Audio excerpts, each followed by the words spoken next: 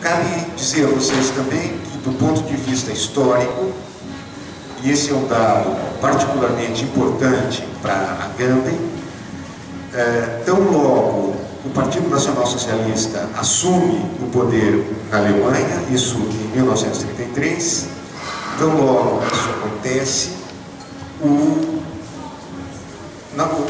chanceler, então, o Hitler, e secundado pelo Partido Nacional Socialista, lança mão de uma prerrogativa estabelecida no artigo 48 da Constituição de Weimar,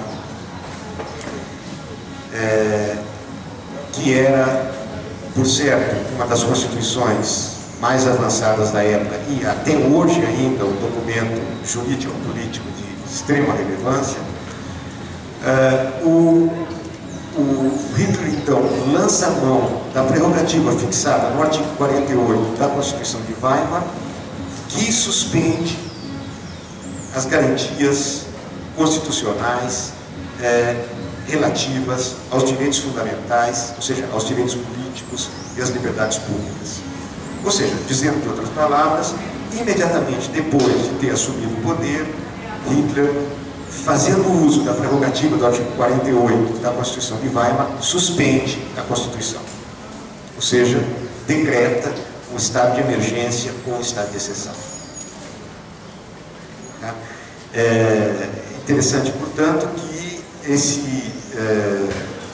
a decretação do estado de exceção em 1933 segue-se imediatamente a, digamos, conquista do poder através de eleições democráticas legítimas. E uma vez decretado o estado de exceção nos termos do artigo 48, portanto, do ponto de vista da legalidade, tudo perfeitamente em ordem, esse estado de exceção permanece vigente durante todo o tempo de duração do nazismo. Ou seja, portanto, um estado de exceção que dura 12 anos. Vocês percebam, portanto, o que o Benjamin quer dizer com isso quando ele diz a exceção tornou-se a regra. Uma exceção que dura 12 anos, evidentemente não é mais exceção, ou pelo menos torna muito difícil discriminar entre regra e exceção. É justamente essa a ideia que Giorgio Agamben toma de Benjamin para escrever o seu livro O Estado de Exceção, para mostrar que nós estamos exatamente na mesma situação descrita por Benjamin, ou seja, nós vivemos também nós em um tempo em que não é possível mais diferenciar entre regra e exceção, ou seja, num tempo em que a exceção tornou-se regra. Ou, para usar um outro termo fortíssimo de Benjamin, um termo fortíssimo de Agamben, nós vivemos um tempo em que a exceção tornou-se regra, ou seja, um tempo de guerra civil legal. Bom, isso em relação à tese 8, ainda gostaria de acrescentar um outro elemento aqui. Tendo em vista que nós vivemos num tempo em que a exceção tornou-se regra, então impõe-se uma tarefa. Uma tarefa se impõe para aquele que vê esta situação do ponto de vista da tradição dos oprimidos. Que tarefa é essa? A tarefa é justamente chegar até ou trazer à tona ou promover um estado de exceção efetivo.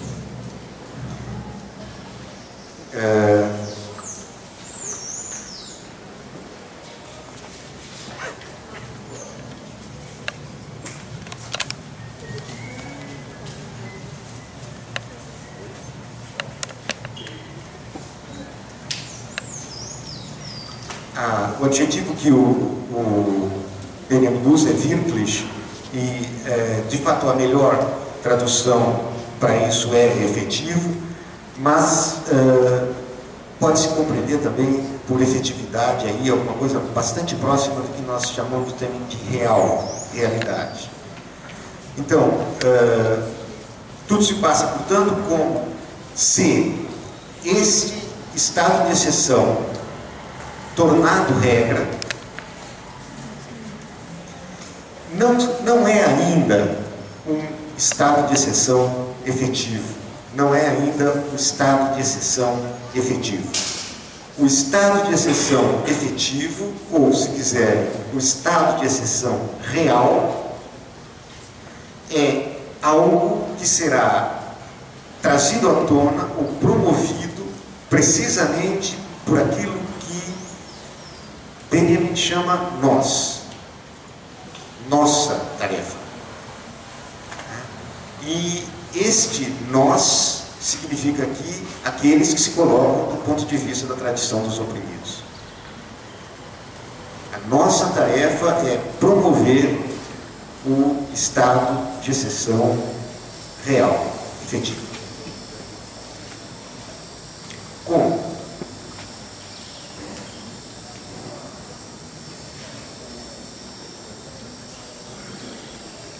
Não, antes do como, para quê?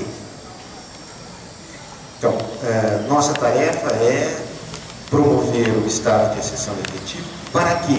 Para melhorar a nossa posição contra o fascismo. Então, a meta é, através da promoção do estado de exceção efetivo, melhorar a sua posição contra o fascismo.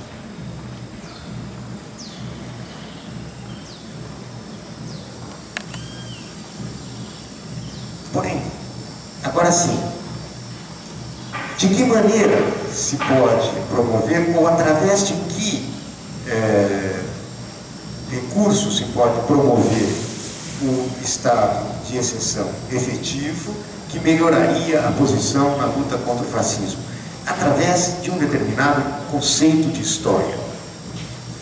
É este conceito de história, a este conceito de história que Benjamin dedica esse texto que eu estou lendo com vocês aqui, do qual eu destaquei a tese 8. Trata-se, portanto, de um conceito de história desenvolvido a partir do ponto de vista da tradição dos oprimidos.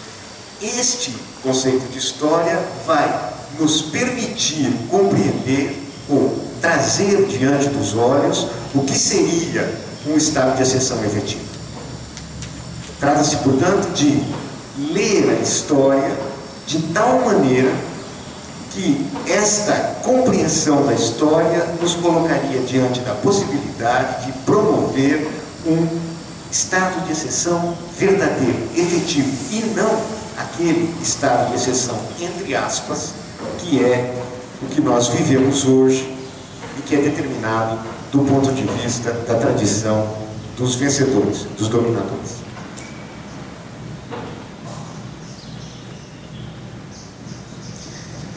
Então, nós temos aqui, por um lado, um adversário claramente perfilado, a saber, Schmitt e a sua teoria da soberania.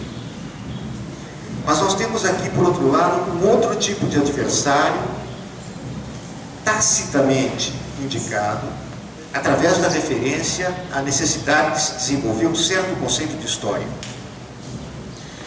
O que Benjamin pretende sugerir com isto é que a posição dos dominados na luta contra o fascismo não será melhorada com base em um conceito de história que pensa a trajetória, o movimento histórico, que pensa, portanto, a história compreendida a partir do ponto de vista do materialismo histórico e do materialismo dialético, segundo uma versão, ao mesmo tempo, naturalista e positivista.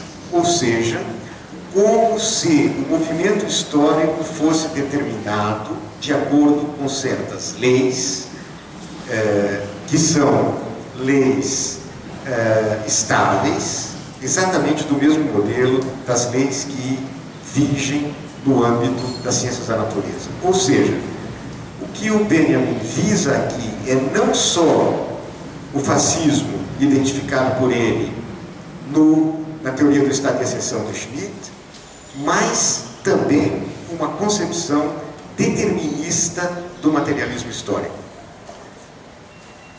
Esta concepção determinista do materialismo histórico, que é teoricamente muito próxima do positivismo e que entende o advento da revolução como uma espécie de resultado inevitável das próprias leis de acordo com as quais se processa o movimento e o desenvolvimento histórico. Uma certa concepção, portanto, determinista do materialismo histórico e do materialismo dialético.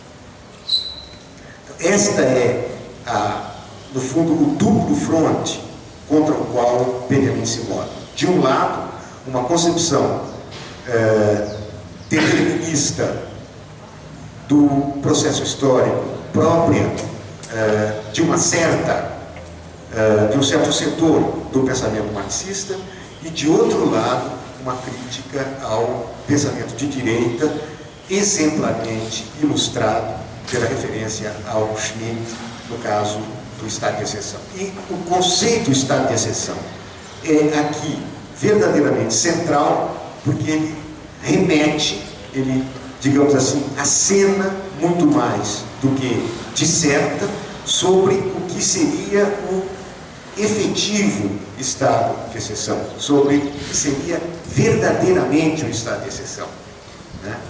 Ou seja, a revolução.